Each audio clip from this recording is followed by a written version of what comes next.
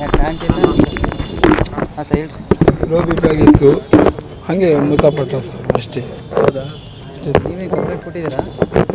Complaint ಕೊಟ್ಟಿದ್ದೀವಿ sir ಅಷ್ಟೇ. ಅಲ್ಲ, ನಿಮ್ಗೆ ಸಾವಿನ ಬಗ್ಗೆ ಅನುಮಾನ ಇದೆ ಅಂತ ಹೇಳಿದ್ರಲ್ಲ?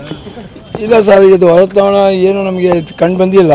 ಒಬ್ಬರ ಮೇಲೆ ನಾವು ಹೇಳೋಕ್ಕಾಗಲ್ಲ. ಅದು ಡಿಪಾರ್ಟ್ಮೆಂಟ್ ಅಂದಮೇಲೆ ಅವರು ಒಳ್ಳೆ ಜನನೇ. ಈಗ ಈ ಸುಮ್ಕೆ ನೋಡಲಿಕ್ಕೆ ಕಾಣಲ್ಲ ಅಂದು ನಾವು ಸುಮ್ಕೆ ನಿಷ್ಠೆ ಹೇಳಿಸ್ಬಿಟ್ರೆ ಅವ್ರಿಗೆ ಅವಾಗ ಪಾಪ ಕಟ್ಕೊಂಡು ಈಜಿ ಪಾಪ ಬೇರೆ, ಆ ಪಾಪ ಬೇರೆ ಕಟ್ಕೊಂಡು ಆಗ್ತದೆ.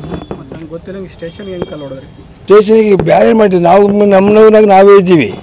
ನಮಗೆ ನೀವು ಕೇಳಿದ್ರು ಆಗುತ್ತಾ ಕಲ್ಲು ಹೊಡೆದ್ವಿ ಅಂತೇಳಿ ಸಾವು ಇಟ್ಕೊಂಡು ಮಗನಿಗೆ ಕಳ್ಕೊಂಡು ಕಲ್ಲು ಹೊಡೆ ಹೋಗ್ತಾರೆ. ಯಾರೇ ನಿಮ್ಮ ತಮ್ಮ ಆ ಥರ ಮಾಡ್ತಿದ್ದೀನಿ ಸರ್, ನೀವು ಮಾಡ್ತೀರಾ?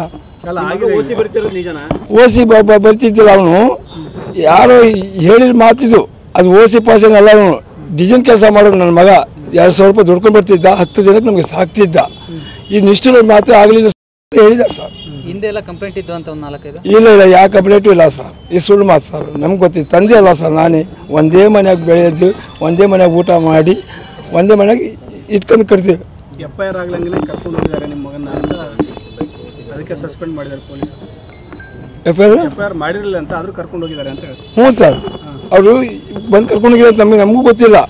ಕರ್ಕೊಂಡು ಹೋಗಿ ಜಗದೀಶ್ಗೆ ಲೋ ಬಿ ಪಿ ಆಗಿತ್ತಲ್ಲ, ಸಡನ್ಲಿ 10 ನಿಮಿಷದಲ್ಲಿ ಪ್ರಾಣ ಬಿಟ್ಬಿಟ್ಟಿದ್ದಾನೆ. ಆ ಪ್ರಾಣ ಬಿಟ್ಟಿದ ಮೇಲೆ ಬಾಡಿ ಆಸ್ಪತ್ರೆಗೆ ಇದ್ದಿತ್ತಲ್ಲ, ಅವಾಗ ನಾವು ನೋಡಿರೋದು ಹೋಗಿ ಅಷ್ಟೇ. ಅಷ್ಟು ಗೊತ್ತಿಲ್ಲ. ಮತ್ತೇನು ನೀವು ದೂರು ಕೊಟ್ಟಿರಲ್ಲ, ಏನಂತ ಕೊಟ್ಟಿರ? ಇದಕ್ಕೆ ಪರಿಹಾರ ಕೊಡಿ ಸರ್ ಅಂತ ಹೇಳಿ ಕೊಟ್ಟಿದ್ವಿ. ನಿಮ್ಮ ಮೇಲೆ ಬಿಟ್ಬಿಟ್ಟಿದ್ವಿ ನಾವು ಅಧಿಕಾರಿಯವ್ರ ಮೇಲೆ. ನೀವೇನೇ ಇದ್ದೀವಿ, ನನ್ನ ಮಗನಿಗೆ ನ್ಯಾಯ ದೊರಸ್ಕೊಡಿ ಸರ್ ಅಂತ ಹೇಳಿದ್ವಿ ಅಷ್ಟೇ. ಈಗ ನಿಮ್ಮ ಮಗನ ಸಾವಿನ ಬಗ್ಗೆ ನಿಮ್ಗೆ ಯಾವುದೇ ರೀತಿ ಅನುಮಾನ ಇಲ್ಲ? ಇಲ್ಲ ಸರ್. ಅವರು ಲೋ ಬಿ ಪಿ ಆಗಿ ಸರ್? ಹಾಂ ಸರ್. ಅದಕ್ಕೆ ನೀವು ಭದ್ರ? ಆಯ್ತು ಸರ್. ನಿಮ್ಮ ಹೆಸರು? ಕಲಿ ಮಾಡೋದು. ಇನ್ನೇನಾರು ಹೇಳಬೇಕಾದ್ರೆ ಸರ್?